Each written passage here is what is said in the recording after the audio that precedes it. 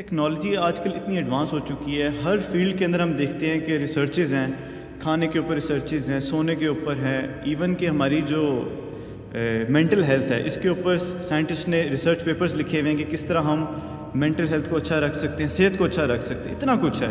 تو ایک ایسے دور کے اندر ہم ایک نوجوان کو کیسے قائل کر سکتے ہیں کہ وہ کسی نہ کسی مذہب کا منتخب کرے اور اس کے مطابق اپنی زندگی گزارے؟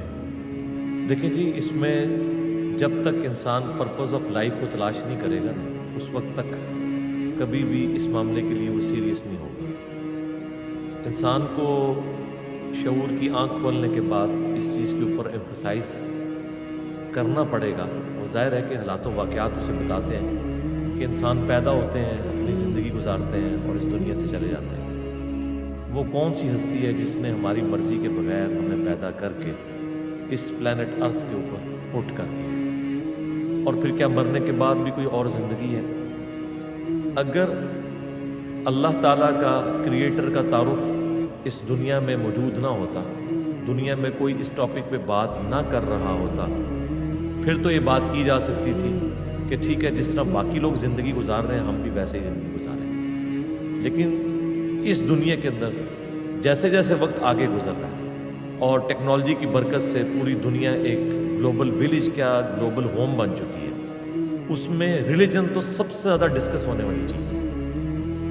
لیکن یہ ایک المیہ ہے کہ لوگ سائنس کی تحقیق کرتے ہوئے اپنی اس فیلڈ کے اندر بڑی دور تک جاتے ہیں، لیکن فزیکل ورلڈ کے پیچھے جو میٹا فزکس ہے، جو ان تمام چیزوں کو لے کے چل رہی ہے، اس کی طرف وہ متوجہ نہیں ہوتے، تو ظاہر ہے پھر ان کے لیے خدا کبھی سیریس نہیں ہے۔ تو مذہب ہماری ضرورت نہیں ہے، ہماری ضرورت ہے خدا، اور خدا کی ریکوائرمنٹ انسان سے یہ ہے کہ وہ اس کے بتائے ہوئے قوانین کے مطابق چلے۔ اگر خدا کی طرف سے یہ اناؤنسمنٹ ہو جائے کہ اپنی مرضی کی زندگی گزارو، تو پھر مذہب ہماری ضرورت نہیں رہے گی۔ خدا ہماری ضرورت اس لیے ہے کہ ہم مر جاتے ہیں، نہ ہم اپنی مرضی سے پیدا ہوئے نہ اپنی مرضی سے مریں گے، اور اگر مرنے کے بعد کوئی آگے زندگی ہے تو اسے سیریس لینے کی ضرورت ہے۔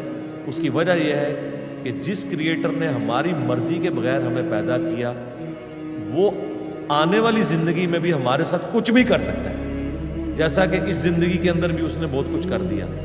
ہمیں اگر خوشیاں دیں تو کئی ایک غم بھی دیے، اور ان غموں کو ہم ایک لیول تک تو کسی کے ساتھ شیئر کر سکتے ہیں، اس کے بعد نہیں۔ اور اگر آخرت کا جو وعدہ دینے والے پیغمبر، لاکھوں پیغمبر جو سچے تھے اپنے اپنے زمانوں میں، وہ سب کے سب ایک بات کر رہے ہیں کہ تمہیں مرنے کے بعد اپنے رب کے حضور پیش ہونا ہے، آن دا ڈے آف ججمنٹ تم جواب دہ ہو، اکاؤنٹیبل ہو اپنے رب کو۔ تو ہزاروں لاکھوں پیغمبر ایک ہی بات کر رہے ہیں، جو کہ اپنے اپنے زمانے کے سچے لوگ تھے، ان کے مخالفین بھی انہیں مانتے تھے کہ وہ سچے لوگ تھے، تو جھوٹ تو نہیں بول سکتے۔ پھر لاجیکلی کیا ہم اپنے کریٹر خود ہیں؟ کیا ہمارے ماں باپ ہمارے کریٹر ہیں؟ انہیں تو پتہ بھی نہیں تھا، ان کا تو ایک اپنا معاملہ تھا۔ اس کے بعد اللہ تعالیٰ نے انسان کو جس طریقے سے بنایا، آج سائنس کی برکت سے تو ہمیں جس طرح چیزیں پتہ چلی ہیں، اس کے بعد تو زندگی کا سب سے اہم سوال یہ ہونا چاہیے کہ وہ کون ہے جس نے ہماری مرضی کے بغیر ہمیں پیدا کیا۔ اور اس کے بعد میں جب یہ سوچتا ہوں، میں تو ڈر جاتا ہوں کہ جس نے میری مرضی کے بغیر مجھے پیدا کیا وہ میرے ساتھ کچھ بھی کر سکتا ہے۔ تو اب میں نے اس گاڈ کو تلاش کرنا ہے۔ جب آپ خدا کو تلاش کرنے نکلیں گے، پھر خود بخود خدا کے جو قوانین ہیں، مورل لاز، جو مذہب کے قوانین ہیں، وہ سب کے سب آپ کو بڑے ریشنل لگنا شروع ہو جائیں گے۔ لیکن جب تک خدا کا تعارف نہیں ہوگا تو یہ کہنا کہ جی 5 وقت نماز پڑھ لو، روزے رکھ لو، یہ ساری کی ساری چیزیں فضول ہوں گی ایسے شخص کے لیے جسے خدا کا تعارف نہیں ہے۔ تو پرپز آف لائف کو تلاش کریں، کریٹر کو تلاش کریں، کریٹر تک پہنچ جائیں تو پھر ول آف کریٹر کیا ہے، پھر وہ انشاءاللہ تعالیٰ آگے معاملات چل سکیں گے۔ تو یہ چیز ہے جو اصل ضروری چیز ہے۔